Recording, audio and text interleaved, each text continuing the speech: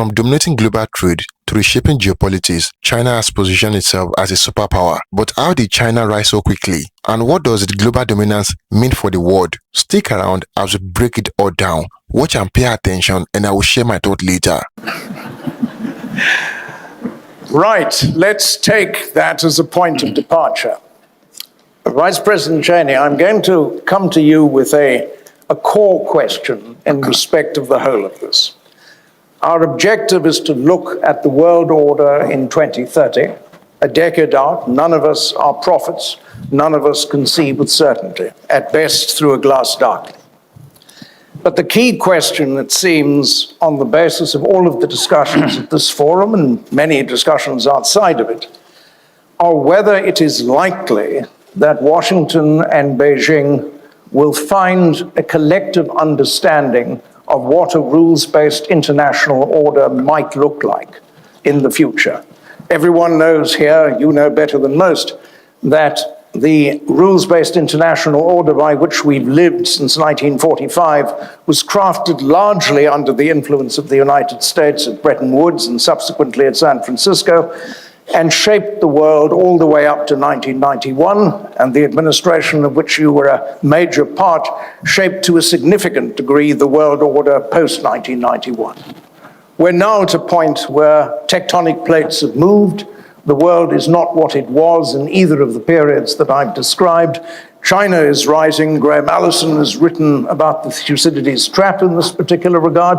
What's your view on it? You've lived through enough periods. You weren't quite there with Dean Acheson, but very close to it, present at the creation.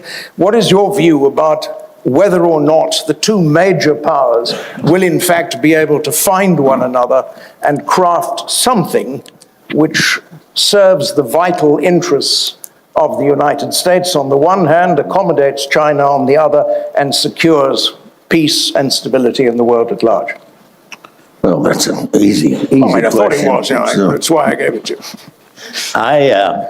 What I'd like to do, I have a friend who's used to work for me in the policy area, who's given a lot of thought to China and Asia, is focused on it.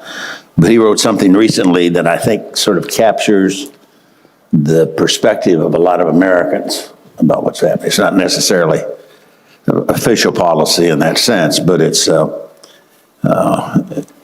think it is an effective way for those who want to understand what the concerns are. This is a fairly brief statement that I think my friend may not agree with, but it'll tell what many Americans are thinking. Since the end of the Cold War, U.S. economic policy towards China has been premised on the assumption that expanding trade and investment would have beneficial effects, both on China's external behavior and on the evolution of its domestic economic and political institutions, as it'd be political change that would follow the economic change.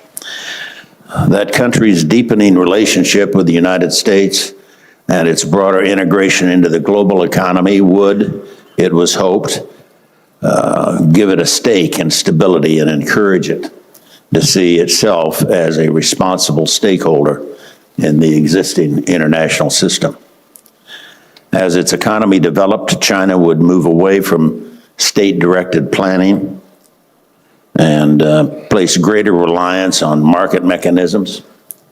Finally, as had happened earlier in Europe and other parts of Asia, so too in China, economic growth and the emergence of a new middle class would give rise to irresistible pressure for liberalizing political reforms. That was the expectation. As has become increasingly clear in recent years, these expectations have not been borne out, nor are they likely to anytime soon. To the contrary, the prevailing trends now appear to be running strongly in the opposite direction. China has grown richer, to be sure. By some estimates, the total size of its economy will soon exceed that of the United States. Far from liberalizing and relaxing its grip, however, in the past decade, The regime in Beijing has become more repressive and more militantly nationalistic. Instead of evolving into a mellow, satisfied status quo power, China has grown more assertive and is using its increasing economic clout and military power to challenge key aspects of the prevailing regional system and the larger international order. Meanwhile, instead of a steadily increasing reliance on market forces, the Chinese party state has continued and, in certain respects, expanded its use of quasi-mercantilist policy tools. In effect, the bottom line is that we had hopes for political evolution in China, both in terms of how they operated internationally as well as domestically, but those hopes have not been realized in spite of the significant economic change that we've all observed and welcomed. Li Jiaqing, I'm going to come to you in a certain sense for a response. But if I may, I'd like to frame it in terms of something that Xi Jinping has articulated in the past and something that I heard from Wang Qishan in Guangdong last week. When China was preparing for the G20 conference in 2016 in Guangzhou, Xi Jinping articulated what has become known in the West as the four I's. And it is, in a certain sense, a response to what Dick Cheney has just said now. The strategy that he articulated was innovate for growth. This is in respect to the global economy. Improve global economic and financial governance. Construct an open, interconnected world economy, and advance inclusive development by implementing the 2030 agenda. Now, that was what he articulated as the agenda for the G20 conference in 2016. What Wang Qishan said last week in Guangzhou was that the logical objective of progress going forward was to focus on a philosophy of shared benefits, which he described as a search for the common good through harmony without uniformity. What I'm getting at is the rhetoric and the behavior is not always consistent in respect of this. And the question is whether you accept the inevitability of a confrontation or whether within the parameters of your reference to the UN Charter and to the two statements that I've cited from Xi Jinping and Wang Qishan, whether you believe that we can construct a common future for all of mankind. Thank you for giving me the opportunity to answer or to respond to the comment by the former Vice President of the world's superpower, the US. Please believe me, China will never learn from a world superpower. China will never try to be hegemonic. Just now you use the word and some other words, and that had nothing to do with the truth. You are talking about the new China's nationalism. I don't know where did you learn that. Maybe from some American biased journalists. But they are a great politician. You are not a biased journalist, sir. So excuse me for being so candid. China, according to President Xi Jinping's idea, will always have the people at the center, will always believe in the principle of the people first. The people meaning not only the Chinese people, but also the people of the world at large. In 2013, President Xi Jinping, when paying a state visit to a neighboring country, he proposed for the first time the building of the One Belt, One Road idea. And the method of building this great idea is to learn from each other, to cooperate in the principle of peaceful coexistence, and to benefit the results of the building up of the One Belt, One Road. China will never try to be like a superpower, like the United States of America. And I hope our American friends will also know the basic or very simple principle. That is, history is the best teacher. According to what I learned from my American professors at the university, America, of the Northern American continent, used to be a colony of the UK, of the British Empire. And the American people suffered a lot. That's why there was the independence war in 1776. I suppose some American politicians have forgotten their own history. Now people are talking a lot about the trade war between the US and China. They forgot about the trade war with the former rulers, the British colonialists. You forgot what happened in 1776 in Boston. You forgot about the incident of the tea pouring event. And that thing led to the independence war. And after 8 years of fighting, America came into being in 1783. So America has such a history. That's why you developed first. You developed so fast later on. In China, we have a saying, which is, I believe, a truth. That is, a child from a poor family could go far, could do a lot, could be successful. American, you have your forefathers to be ruled, to be exploited, to be bullied by the Western European colonialists. So after you got independence, you developed so fast. You had so many inventions, and so on and so forth. And however, what the pity is, when you became the #1 economy, the #1 military power, you became a student, a learner of your former, boss, the British. You want to bully others. In 1900, you joined the other Western imperialists to invade China. In the 1950s, America took the lead to invade the Korean Peninsula. And you made a lot of trouble in the Middle East and around the Arab world. You tried to sow discord among peace-loving countries. And you didn't keep your promise.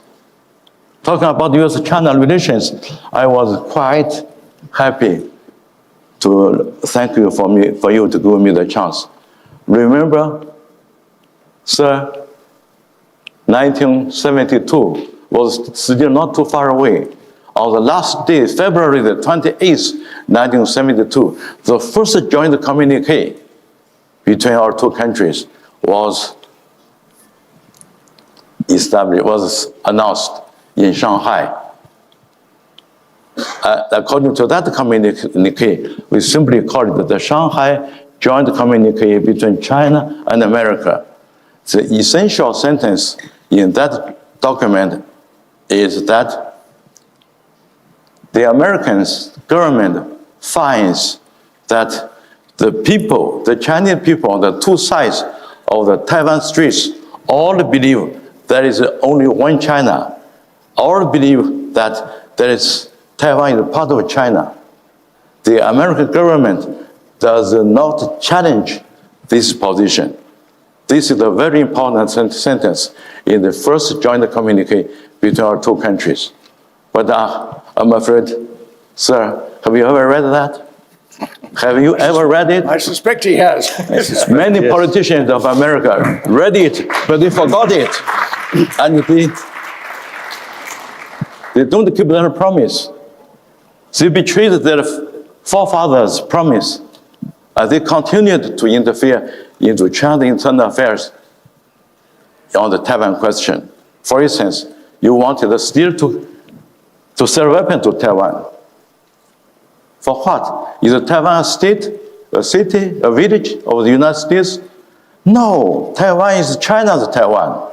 Just about Hong Kong too. Hong Kong is China's Hong Kong. But the European Parliament even passed a so-called, act bill to interfere, to talk at random about our Hong Kong matters. This is ridiculous. This only damages the image of America in front of the world people. So thank you for understanding me, my candidness. I want to be candid. I learned this from my American teachers and my British professors. If you want a good president, you have to be candid.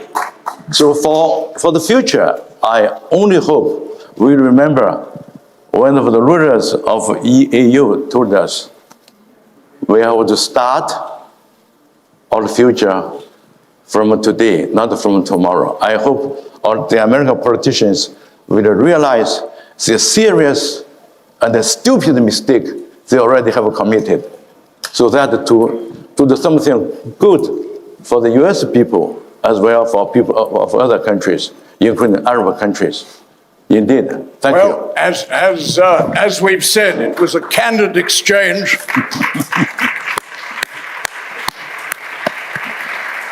It was a candid exchange. I think it's delineated very clearly the challenges that we face in respect of the issue going forward. And I've got a feeling that what we ought to do is to take these two grand stalwarts of respectively Chinese and US history and make them the primary negotiators in terms of crafting the new order. Because with this level of directness and openness and frankness, I suspect we can get things onto a better path. Thank you very much both. I think it was a splendid exchange, and thank you both for your directness and forcefulness. One of the problems about these discussions of Chinese-US relationships is enormous amounts are usually swept under the rug. So your forthright statement from your friend and the equally forthright response, I think, has brought a great deal of color and value to this. China's economy has grown at an unprecedented rate. With a GDP of over $17 trillion, it is the world's second largest economy. But this is not by accident. China has strategically positioned itself as the world manufacturing hub.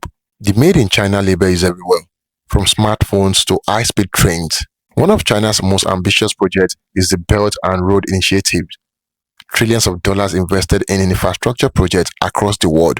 Ports, highways, railways, you name it. This initiative extends China's influence into more than 140 countries, increasing its soft power and economic reach. China is not just building roads, it is leading the charge in technology. Companies like Huawei, TikTok, and Alibaba are shaping the digital world. China has become a leader in artificial intelligence, 5G, and surveillance technology, raising concern in the West about security and data control.